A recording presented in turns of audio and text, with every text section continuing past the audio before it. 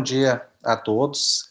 Eu sou o professor Flávio Kapczynski e gostaria então de iniciar minha apresentação sobre o comportamento suicida. Com relação à epidemiologia, ocorrem 800 mil suicídios atualmente. A taxa mundial tem sido de 10,7 suicídios por 100 mil habitantes em 2015. Nos Estados Unidos, 2,7% das pessoas tentam suicídio ao longo da vida e 13,5% já teve ideação suicida. Então, são comportamentos que perpassam as populações, não apenas do Brasil, mas de diversos países. 83% daqueles que se suicidam buscam atendimento um ano antes do evento. Então, é talvez uma janela importante para nós, para a nossa atuação, buscarmos esses encontros médicos como locais apropriados para avaliar e tomar ações com relação ao comportamento suicida. O suicídio nos Estados Unidos tem crescido, né, de forma importante dos anos 2000 ou dos anos 2016. Não se sabe muito bem a razão desse fator, mas nessa região chamada Midwest, né, dos Estados Unidos, que vocês podem ver, né, ao norte e ao centro, é uma área de aumento nas taxas de suicídio, talvez ligado à condição predominantemente rural dessas populações e a um certo declínio da atividade econômica. Vocês vejam que nesses dois cinturões do Sol, né, ali ligados à Flórida, costa leste, e depois ligados à Califórnia e estados do sul, como Arizona, ou no México, essa tendência não está tão alta. Mas podemos dizer que, no geral, nos Estados Unidos, a tendência populacional é uma alta em suicidalidade. No Brasil, as taxas de suicídio por 100 mil pessoas por ano variam. Elas têm sido, nas últimas décadas, né, mais altas, infelizmente, no meu estado de origem, o Rio Grande do Sul, e parece que esses estados que têm mais essa composição cultural, né, similar à do Sul, como Santa Catarina, Paraná, mais recentemente Mato Grosso do Sul, também carrega um pouco dessa tendência, né, dessas populações do sul do Brasil, né, os gaúchos aí como eu. Então, a gente tem, infelizmente, essa taxa mais elevada, né. Ocorre um número grande de suicídios por dia no Brasil, 26, né? É muito, né? E nós temos como 30% o aumento de suicídios no Brasil nos últimos 25 anos. Então, possivelmente essa transição de uma base mais rural, tradicional, para uma base urbana, centrada no que chamam de megacities, não é algo tão confortável para as pessoas e vem se acompanhando desse aumento na tendência de suicídio. E mundialmente, isso aqui é algo importante para que possamos refletir, o suicídio, por mais que tenhamos melhorado nossos métodos de diagnóstico e tratamento psiquiátrico, os níveis vêm muito estáveis ao longo dos últimos anos, enquanto que outras doenças graves, como o AVC, o próprio HIV, a cardiopatia isquêmica e a leucemia, têm caído em letalidade, né? Então, a tecnologia, os melhores tratamentos têm influenciado essas curvas e o suicídio segue incólume. Em algum momento aqui, a nossa medicina não está dando a resposta adequada e isso é fonte de preocupação, de estudo, e não à toa estamos trazendo esse tópico aqui hoje para reflexão. O problema maior dessa questão de aumento de suicidalidade nos Estados Unidos, em países como Estados Unidos e Brasil, é que a faixa mais afetada é a dos jovens, né? Existe uma tendência global, né, de pressão sobre jovens, né? Se chamam adultos na fase de transição, né? Então é um fim de adolescência, início de idade adulta, que vai mais ou menos dos 16 aos 24 anos. Essa é a população mais vulnerável à questão, então, do suicídio. E é a segunda causa de morte entre os 15 e 29 anos, né? Tirando acidentes, né? Suicídio é um grande problema de saúde pública nessa faixa.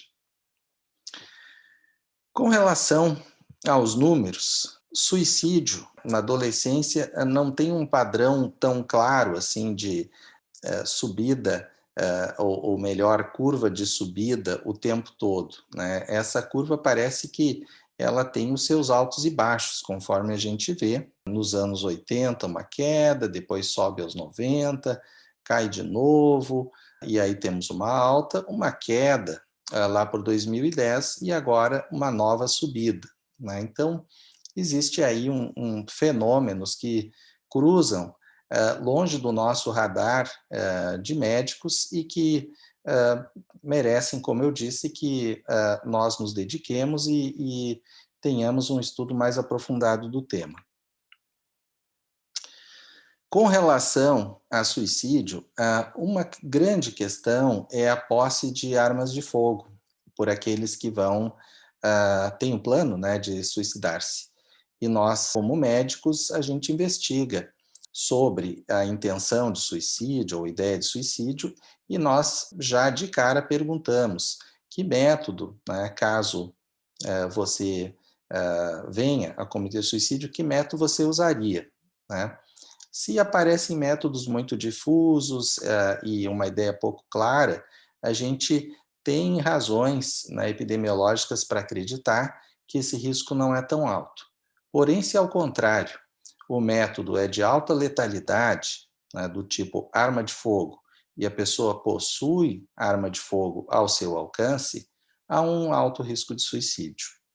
Da mesma forma, né, então, nós falávamos dos índices no Rio Grande do Sul, né, que são índices mais altos que outros lugares do Brasil, e o método habitual nessa região geográfica é o enforcamento, um método de alta letalidade também, e que, caso o indivíduo nos dê a ideia de que ele tem os métodos, a corda, o local, isso é um indicador de alta letalidade e de preocupação para nós médicos.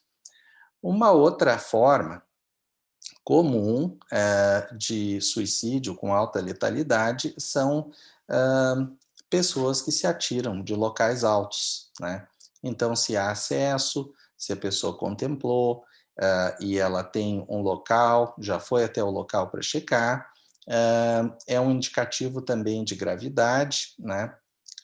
E os outros métodos, como envenenamento, overdose, não que eles não tenham letalidade, mas a letalidade é menor do que esses três que eu relatei. Agora nós vamos revisar a questão dos fatores associados ao suicídio. E verão que são fatores bastante complexos, de ordem biológica, de ordem social, de ordem econômica. E quando nós olhamos os top aqui da lista, né, que então mudanças rápidas na estrutura social, crise econômica e isolamento social, eu nem preciso trazer para vocês a ideia do Covid que a gente vivencia e que nós, de momento, estamos observando, não há evidências definitivas, mas a gente tem razões para suspeitar que no pós-Covid a gente tenha preocupações no sentido do suicídio pela acumulação de fatores de desestabilização que vem ocorrendo durante a pandemia, particularmente no nosso país tão atingido. Nós podemos, né, temos metodologia já que permite o cálculo através desses métodos chamados de Big Data Analytics, de prever pessoas que tentarão suicídios, né, e que cometerão suicídios. Então, vejam aqui que um colega nosso, né, Ron Kessler, um epidemiologista psiquiátrico bem importante, utilizando uma coorte de ex-combatentes, ele juntou vários, né, a gente chama de Big Data, então ele juntou dados demográficos, acesso à saúde, hábitos, fez uma série de medidas assim sistematizadas e criou então uma calculadora de risco, né? Ele publicou esse artigo num livro que nós lançamos recentemente e ficamos muito impressionados assim com a alta performance dessa calculadora. E é muito provável que nessa área do suicídio e outras áreas da medicina que se referem a cálculo de risco, esses novos instrumentos do Big Data Analytics venham influenciar a nossa prática do dia a dia, até mesmo, né, as calculadoras podem ser, às vezes, usadas até num próprio celular, né, talvez elas influenciem nossa prática na própria emergência. E dentro da calculadora do Kessler, né, que é a primeira de alta performance que a gente identificou, ele trouxe sexo masculino, ofensas criminais prévias. Olhem que interessante, né? Isso não está tão bem descrito nos livros textos sobre suicidologia. Ter posse de arma, né, particularmente armas de fogo, isso já comentamos, né? Ter tentativa prévia de suicídio aumenta muito o risco. Ter tratamentos psiquiátricos prévios também aumenta risco. E a nossa questão toda é como predizer, né? Então, tínhamos até o momento em que eu me estudei psiquiatria, me formei e praticava até recentemente, nós líamos os dados epidemiológicos preparados para grupos de pacientes e a partir daí fazíamos nossas estimativas. E agora a gente tem essa possibilidade de criar calculadoras. E aqui eu mostro então um trabalho recente do meu grupo, onde nós criamos um modelo de aprendizado de máquina, então um método do chamado Big Data Analytics, junto com várias, um sem número de variáveis de uma coorte importante, né? Um follow-up de 3 anos da NESARC, uma coorte muito extensa que cobre todo o território americano, e a partir daí criamos então o nosso método preventivo, né? Usando então a nossa calculadora. E aí, então, analisando todos os indivíduos dessa coorte, né, 32.700, né, nós criamos vários modelos usando esses métodos aqui. Então, ElasticNet, Random Forest, são alguns dos métodos do Big Data Analytics. E nós testamos vários deles e encontramos propriedades mais balanceadas e mais interessantes nessa chamada ElasticNet. E aí, então, na nossa calculadora, para esse estudo de 32 mil pessoas nos Estados Unidos, a nossa calculadora trouxe, né, alguns hits assim, bem interessantes.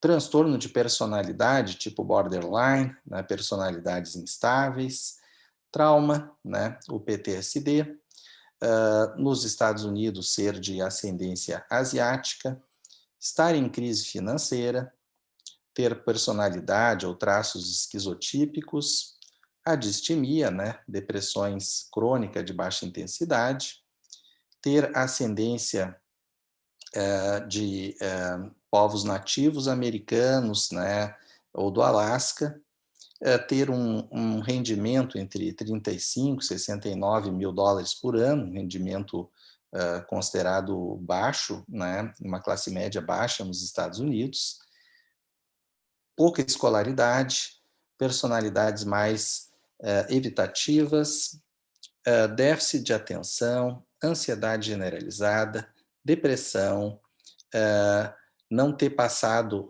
como eu disse, de escolaridade média para superior, né? Estar separado, divorciado, ter personalidade dependente, ser negro, transtornos psicóticos e personalidade paranoide.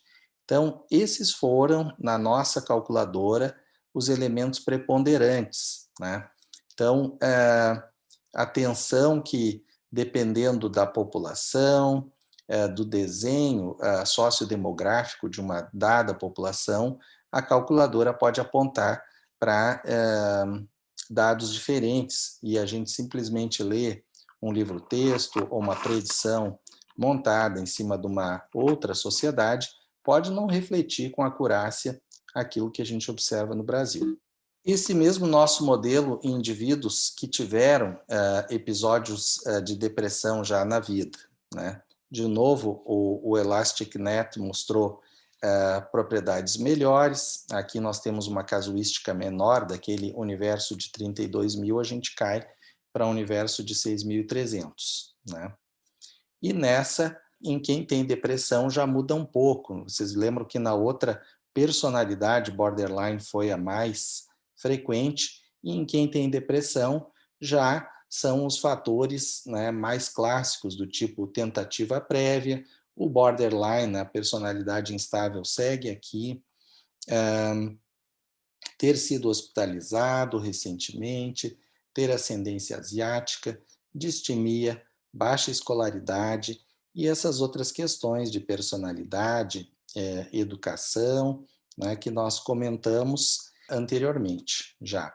Bom, em jovens, né, nós temos aqui um outro estudo bastante recente, né, e esse é um outro método de machine learning, que vocês vejam pela forma do gráfico, ele tem um nome bonito, ele se chama Violin Plot, né? Ele tem, de fato, parece um pouco aqui, né, como se fosse um violino, né? Vejam aqui em azul, em amarelo, as duas partes do violino, né? E a parte comprida aqui, que seria, né, o cabo do violino.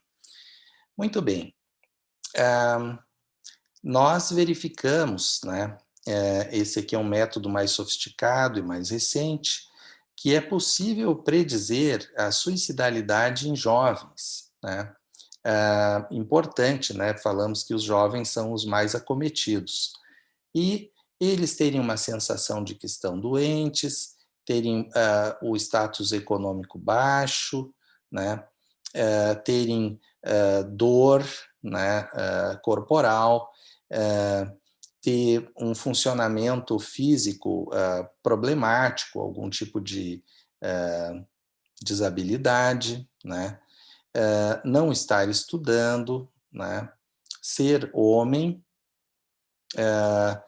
não sentir vitalidade, né? Ter fatores ligados à saúde mental e ter uma idade mais jovem são todos preditivos de suicidalidade nessa população, né? Então, podemos dizer que estamos avançando de um território de muita adivinhação e até leitura de livros que se aplicavam a outros contextos, estamos avançando para a construção dos nossos próprios modelos preditivos, né?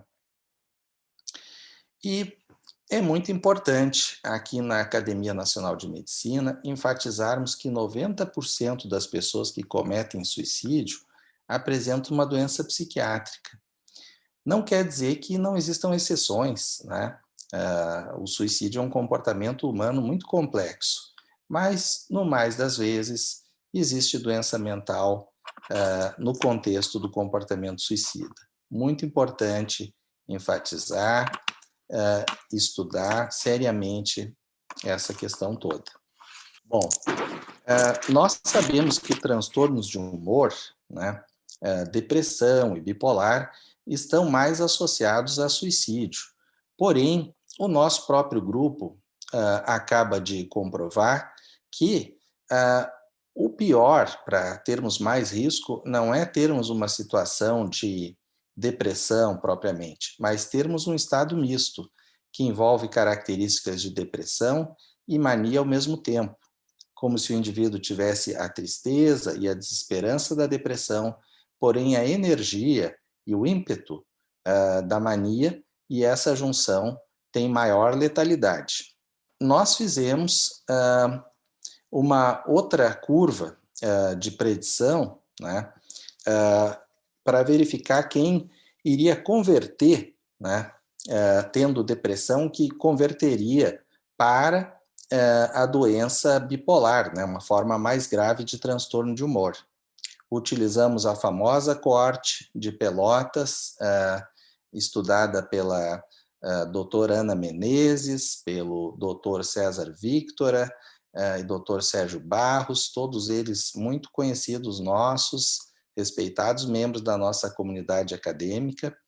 E nessa coorte, desde o nascimento dos indivíduos, nós fomos calculando quando que seria possível prever, a partir de uma depressão, que a pessoa se tornasse bipolar. E verificamos que isso ocorre em torno dos 18 anos de idade.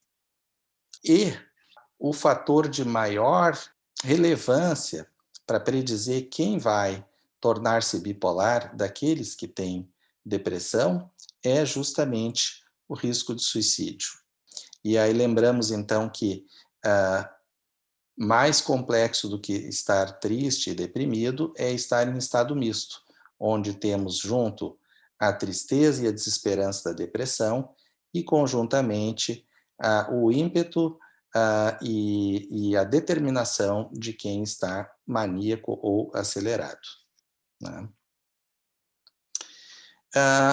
Outros fatores, né, em uma outra coorte também do nosso, estudada pelo nosso grupo e com uma outra metodologia, incidência dessa doença bipolar em 5 anos, né? Quais são os fatores de risco? E um deles, o risco de suicídio, né? Então vejam como suicídio está associado não apenas à depressão, que é algo que é mais assim senso comum, mas também a outros transtornos de humor, como a doença bipolar. Notícias boas. Se nossos pacientes com depressão ou doença bipolar usarem lítio, eles terão redução da sua mortalidade no geral, certo? Mortalidade de qualquer causa. Porém, o maior impacto é a mortalidade por suicídio. Então, existem medicações como o lítio com propriedades antissuicidas, e isso é algo, é uma informação relevante, não apenas para nós psiquiatras, mas para toda a comunidade acadêmica e comunidade médica. E agora, então, algo que eu enunciei, nós poderíamos revisar brevemente a questão de suicidalidade durante a pandemia do Covid, né? E nós temos indicativos, né, de que durante o Covid nós temos mais solidão, problemas financeiros, pensamentos de suicídio ou autoagressão, né? E nós temos como conclusão de que precisamos de políticas públicas para reduzir risco de suicídio no que nós passarmos essa fase mais aguda da pandemia, né? Então, esses dados já estão emergindo e merecem toda a nossa atenção. Aqui nós temos, né, a questão da solidão, né? Não é tanto isolamento social, mas a solidão é pior, né? E ela tem, de fato, solidão, um impacto sobre a suicidalidade durante a pandemia, né? E não é surpreendente para nós, né? O ser humano é um ser social e esse estado de solidão exacerbado, às vezes na pandemia, é muito sofrido. Nesses pacientes e outros pacientes que sofrem desse problema de suicidalidade, os fatores de risco sempre vão nos levando a tentativas prévias, falta de ânimo e de esperança de uma forma mais crônica.